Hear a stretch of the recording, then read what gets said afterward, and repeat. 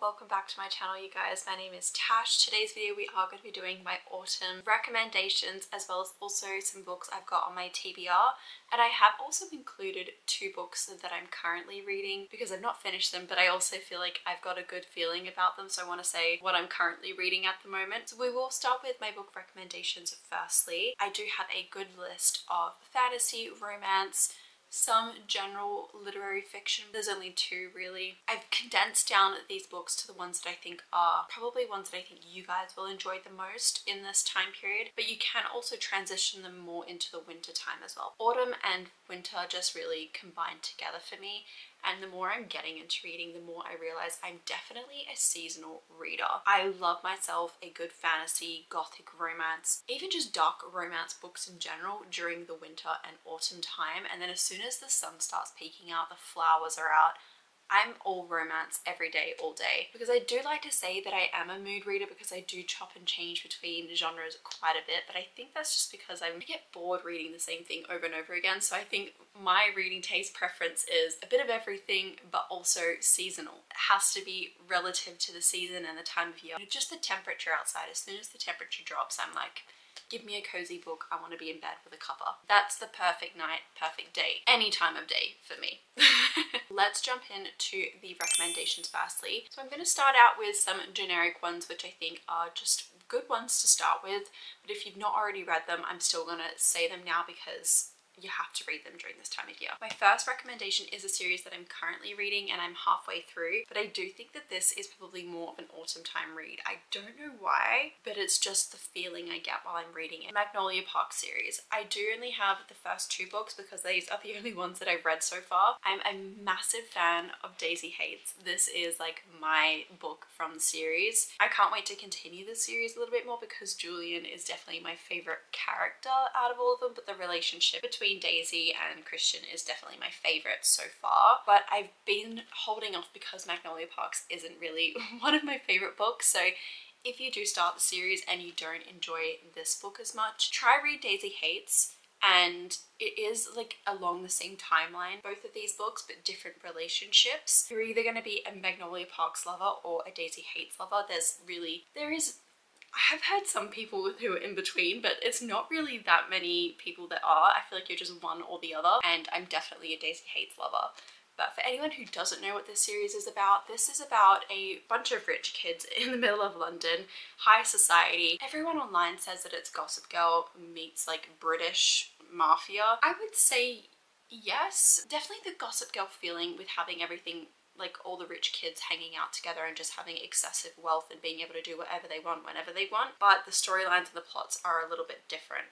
The toxicity of relationships, definitely a Magnolia Parks book, definitely giving Chuck and Blair, but Daisy Hates is completely different to Gossip Girl in my opinion. I think it's definitely more your mafia romance with a bit of an edge. Like it's just like that edginess, but not mafia if that makes sense, but it is mafia. I'm not one for a mafia romance and I thoroughly enjoyed Daisy Hates. If you've been holding off thinking about reading this book series, I would say give Magnolia Parks a go.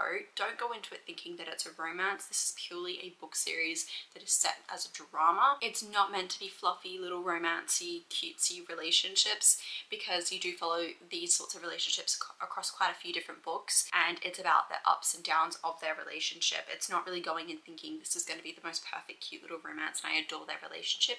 You're going in purely for the fun of the story. Yeah, just keep an open mind when you're going in, not to think this is a romance book, because there is romance, but it's not. The next book I have is The Simple Wild. Again, I think this is definitely more of a winter/autumn read because it is set in Alaska, and obviously we get that cozy, cold, wintry vibe. Simple Wild by Kay Tucker is about Calla and Jonah. They meet through her father, who owns this airplane company. He is one of the pilots that works under her father. One year her father reaches out, well technically her father's work friends reach out to say that her father's not doing too well, he's very sick. Calla's never really had much of a relationship with him, so she's sort of a bit iffy about going, but ends up deciding in the end to go. I don't know why I said that so weird, but she ends up after a bit of deciding to go there and see what he has to say and like what his health condition is.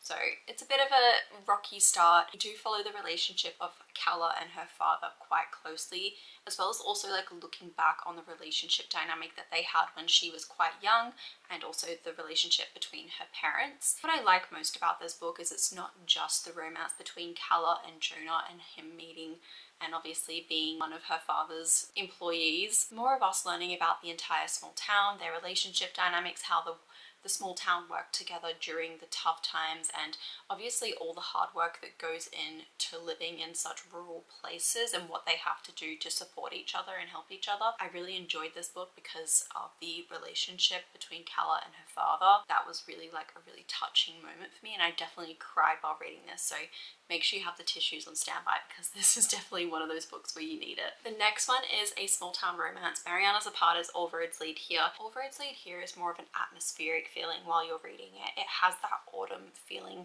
from being in the small town, as well as also having this cute, fun romance. I think the best part is like Mariana Zapata is such a good slow burn romance author that the slow burn is truly a slow burn. If you've not read a Mariana Zapata book before, she is the slow burn to the type where you don't even get their first kiss until maybe like the last few chapters. So yeah, you're in for a long ride, but the journey and the build up is just so beautiful and so worth it. In Memoriam, this is a World War I romance. It follows two men who are best friends through high school. One of them is a tiny bit older and ends up deciding to lie about their age and enlist to go off to war, which they both were deciding to go do that after they finished school.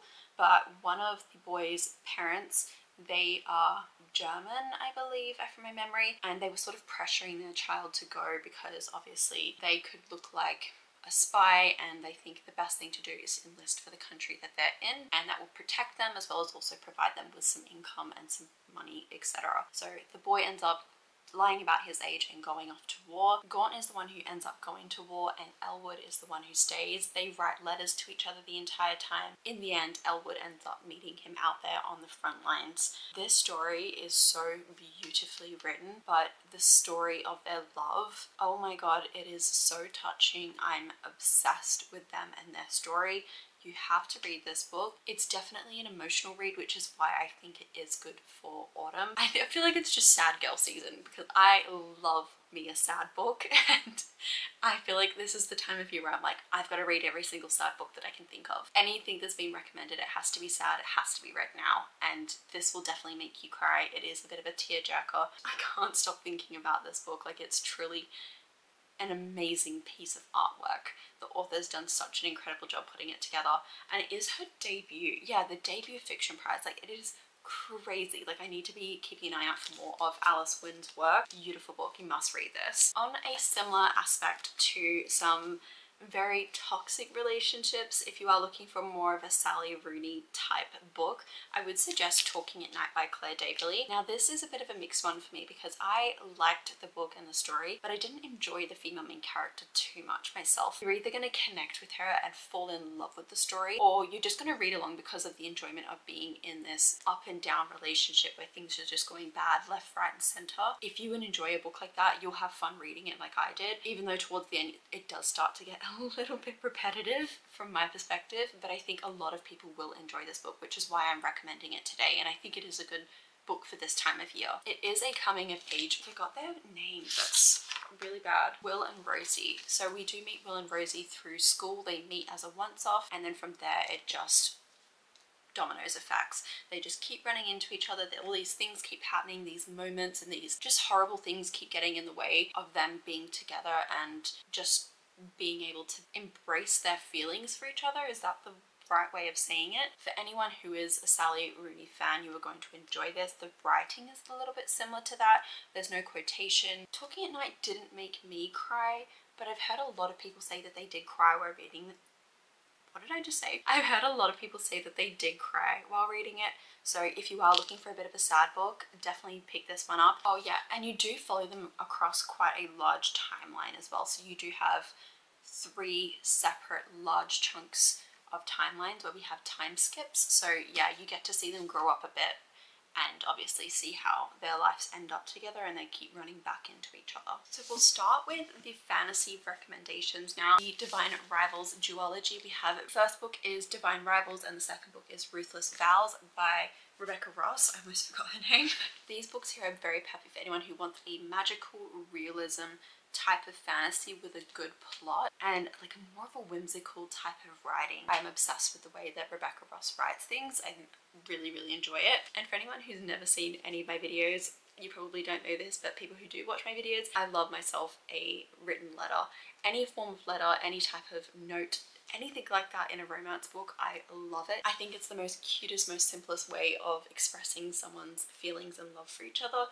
And this one is actually based on a story where we follow two young journalists, and the journalists have these magical typewriters and they end up sending letters to each other without realizing that they're sending it to someone that they work with. Because of the anonymity with them not knowing who it is, they do open up a bit more and express like things that they wouldn't tell anyone else, and that's how they end up getting to know each other, and they end up falling for that person without actually seeing them. Obviously that's just like this beginning of the first book, so we do get to find out more of the plot from there, and then it moves into the second book, which I won't go into too much detail about because obviously I will just ruin it for you. Overall, I think it's such a cute little read and I think it's perfect for this time of year. Next we have The Crimson Moth, which is by Kristen Cicciarelli, and it is a recent 5-star read for me. I am obsessed with this book, and the second book doesn't come out till January next year, so this is probably the best time to read this so that you are ready for the new release that comes out. The witches in this world have been outlawed and they are basically shunned from anything to do with society. Like, you can't even talk about them, bring them up, nothing. There is this one witch, her name is the Crimson Moth,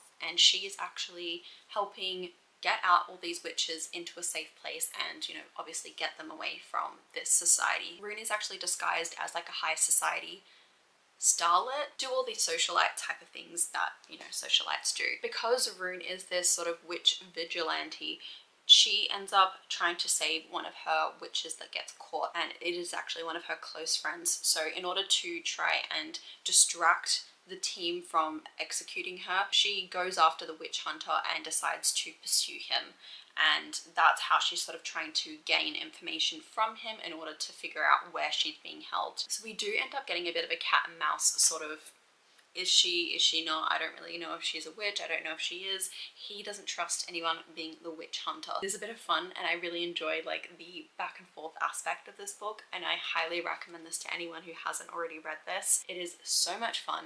I think it's new adult from my memory, but it does read a little bit more YA than anything, but there is a spice scene in here. So just the one, not crazy, nothing like over the top, but I just want to let anyone know who is trying to avoid books like that. Yeah, there is one scene like that in here. So good, so much fun. Like, once you're in the story, like, you can't stop, you can't put it down. So many plot twists, like just trying to figure out where the story is going. Oh, so good, and I can't wait for book 2. Next we have the Shepherd King duology.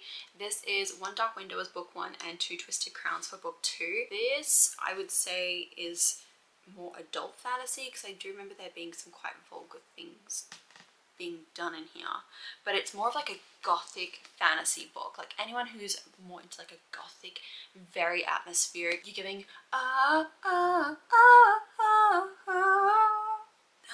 Mystic Falls, Twilight vibes. If you are looking for something that's like fog everywhere, this is the duology for you. But what I think I love most about this book is the magic system is so unique, like crazy unique. I've never read anything quite like it. The author said that she based this on tarot cards. So the magic system is, I believe it's 12 different powers, but there's 2 sets of cards. This is all from memory, and I read this last year. When you tap onto the card, you get the power. Oh, sorry, when you double tap onto the card, you get the power. And then to release the power back into the card, you have to double tap it back out. You can only gain that power by touching the card, and then like obviously touching the card back to get the power out of you. And obviously being 12, there are 12 different powers, but obviously 2 sets of those powers that different people can hold. With One Dark Window, we do start with Elspeth telling us about when she was younger, she decided to tap one of her father's cards, and obviously she ended up taking on this power, but she didn't tell anyone. Before she could tap the card and give the power back, her father had obviously interrupted, or, you know, she didn't have time to do that, and she stressed out, and now all of a sudden now she's got this voice in her head which she calls the Nightmare, and the Nightmare is just this creature that lives inside her now, and she's been dealing with it for a decade plus. And she's also trying not to let anyone else know that she's done this because she will get in trouble, and if someone realizes that she's able to take on this power and she's got this power, the town of Blunder will end up coming after her. But she ends up running into these highwaymen, which she intercepts with the help of the nightmare that's inside her head, and they end up teaming up together to try and figure out what's happening with this mysterious fog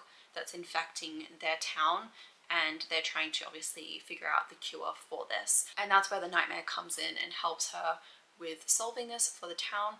But yeah, along the way they end up coming into a few different things, and yeah, it's just a very fun, adventurous book. Like if there's like lots of side quests and things that they have to do in order to make it step by step to figure out what this puzzle is that they're trying to get through. Yeah, I think that the main thing I love the most about this is the atmospheric feeling of this gothic town. Like it truly feels gothic while you're reading it, and also the magic system. So yeah, if you've not read this, just read it for the magic system alone. It is so good. The next duology sort of trilogy, I don't really know if this series is continuing on, but it is The Serpent and the Wings of Night.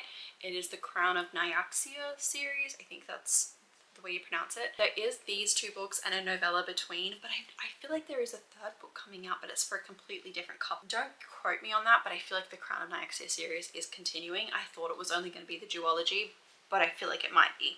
I'll put it up on the screen if it is.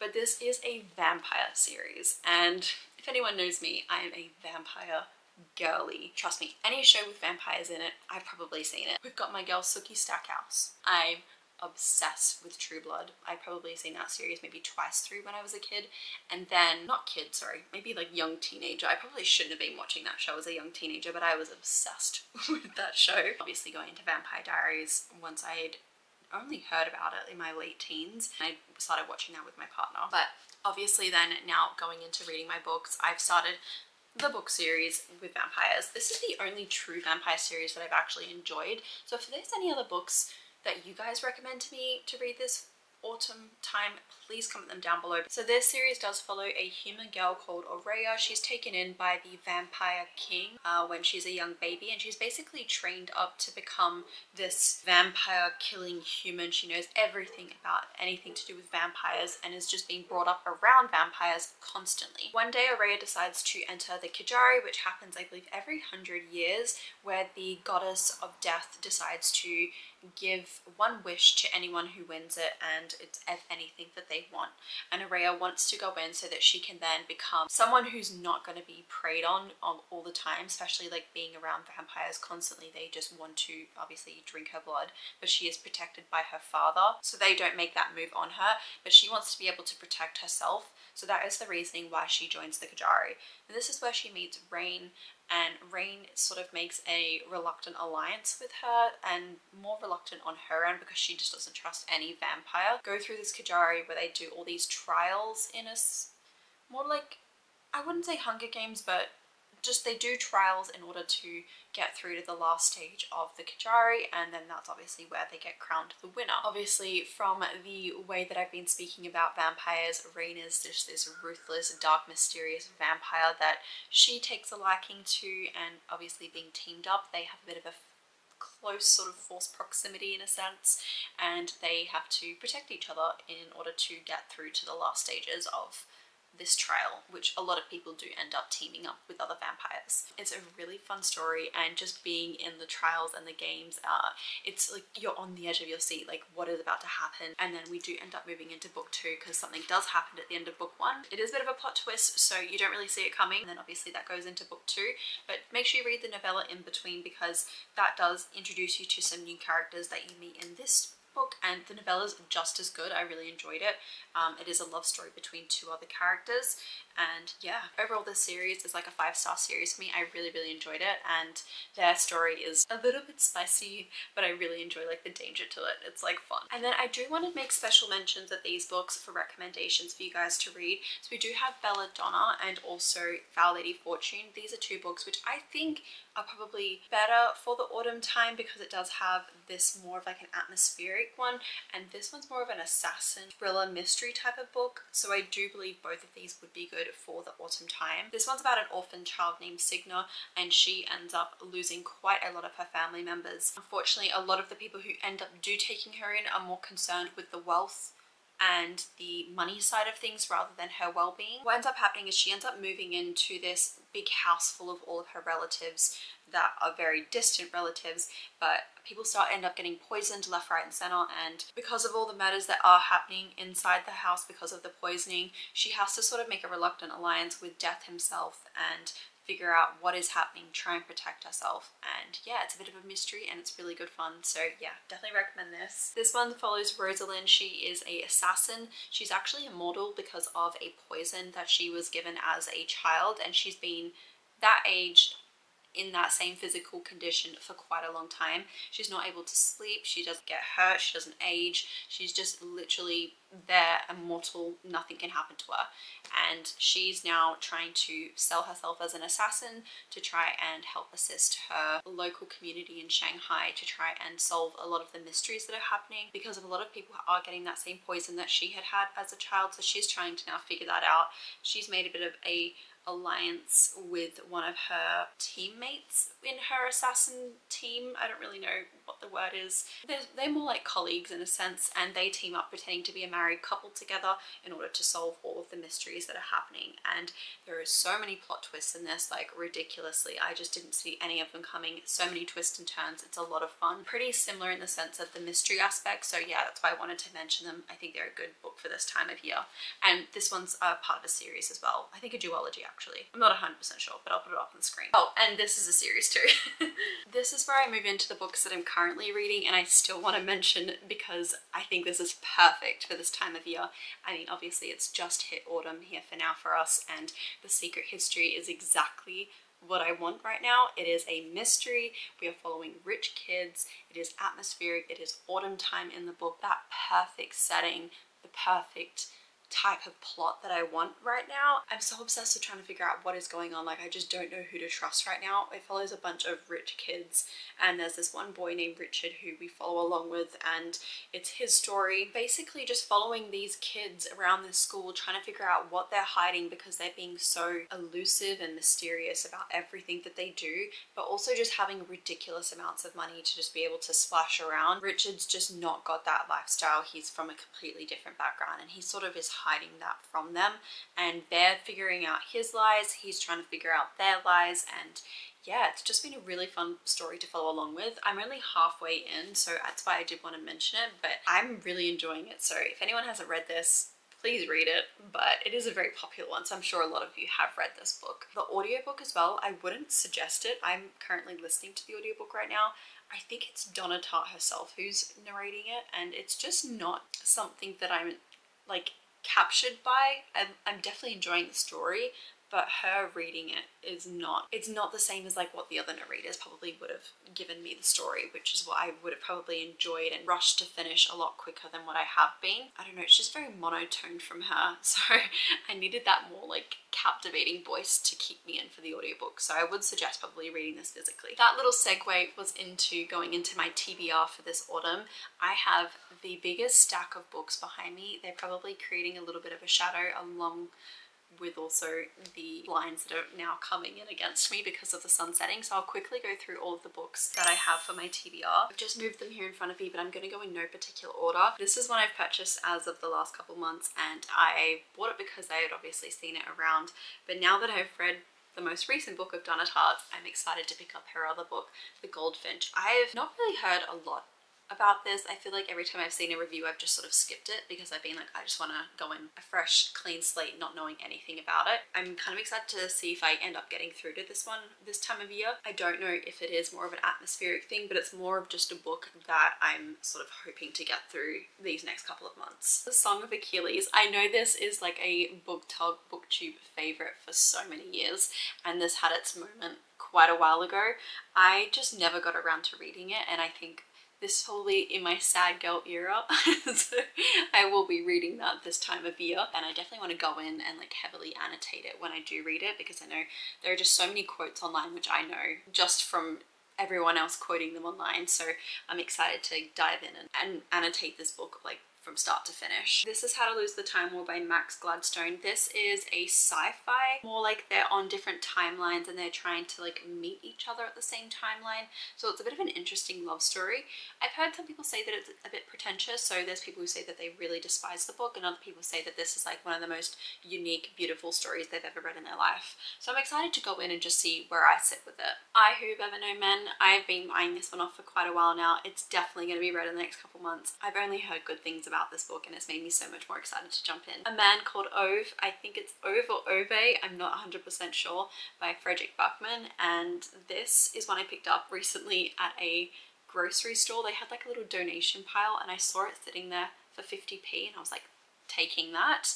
And it's basically brand new, like it's in such good condition. I'm really excited to start this. I know it's a sad book, so it's gonna be perfect. I've also been in my historical romances, even just historical general fiction books. All the Lights We Cannot See. I've seen this one around quite a bit now since I picked this one up.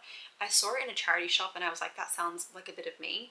And I'd never seen it before, but now that I've got it, I see it everywhere. It's like when you're looking at a car, like you want to purchase a car or you've just bought a car and then now all of a sudden you see that car everywhere. I feel like this is what's happened with this book. Like I've never seen it before and now I see it everywhere, and I'm just so excited to start it. Obviously I couldn't do a TBR without including Kristen Hanna. Firefly Lane I think is the perfect book for this time of year, especially being about friends and friendship. I think it's like a good reflection book, so I'm excited to see what I'm going to take away from this about my friendships in real life. Last Night by Vara McFarlane. I've seen this recommended by Haley Pham and I've just picked it up because obviously I enjoy her recommendations, and I don't know, I think this would be a good book for this time of year. I don't know anything else if it is more of a summer or winter read, I don't know, but I think autumn is probably going to be the right time for me to enjoy this one. I think it's emotional from my memory, so obviously it's that time of year. Alright, I think the rest of these books are now all of my fantasy books, so I'll quickly go through them. This one here comes out as of I think today, Rewitched, possibly even yesterday, is by Lucy Jane Wood. I don't know anything else about this besides that she is a witch and she's trying to gain back and learn her powers. I don't know if she's like lost them or if she's had them taken away, but it's about obviously her finding her magic again. This is a book I've been meaning to read for quite a while now. It's probably been a year since I bought it, but it is Emily Wilde's Encyclopedia of Fairies, and I think this is the only time of year that I can read it, so it will be read. The Book of Azrael, this has been on my TBR for quite a while now. It will be read, I promise, as well as also Daughter of the Moon Goddess. I've got both the books for this series, so yeah, I've got my eye on this. It should be read by the end of the year. The Poppy War by R.F. Kuang. This is her best book, I've heard from a lot of people, so yeah, I'm very excited to jump in and see what type of fantasy world this is. I have Light Lark here and also A Study in Drowning, and 3 more books here which I've sort of put off reading because I heard that these would be better for this time of year. I have Feybound and also I've got The Familiar. The last book on my TBR I picked up was because of a couple of the booksellers at Waterstones. They had said that they had enjoyed this. They received it as ARCs and they've now purchased the books because of how much they loved it. But it is a dark and drowning tide. It's a sapphic dark fantasy romance. That was all I needed to know. I was like, yep, I'm picking that one right up. So yeah, I've got this. I love the cover. It's beautiful. It's so stunning. And yeah, I can't wait to read this. Anyway, I think that is all the books here. I do have so many more books on my TBR, so who knows what I'm going to end up reading because I'm just the most unreliable person when it comes to an actual TBR, making sure I stick with it. But I've got a good feeling about all of these books because there is quite a large variety of books on the TBR there. And I just need a bit of everything for me. I can't just have one set genre. I need things along different genres, but for this season. Maybe it's just me, maybe I'm like the only person who's like that, but I love reading seasonally. Anyways, I'm probably gonna wrap up the video here. I've been filming for a very long time now. Probably need to cut this down for you guys so it's not as boring with me rambling about the same thing over and over again. But I appreciate you guys for watching. If you are enjoying more of the book recommendation videos, please let me know because I will film some more for you. I hope you guys have the best autumn months coming up. It is the best time of year. when you're living in these colder countries, so enjoy it while you've got it. And I'm just so excited to be going through the seasonal changes again here, because we don't really get that in Australia with all the leaves falling, and I don't know, we always have Halloween at the summer time of year for us, so even just having Halloween when it's cold just feels right, like all the movies that I've ever watched. So yeah, I am appreciating just being in a country like this where I can enjoy this time of year to its fullest extent, because we just don't have that in Australia. So yeah, you'll be seeing a lot more autumn content from me. We're gonna wrap up the video here. I just want to say thank you so much for watching. I love and appreciate you all so much, and I will see you guys in my next video. Love you.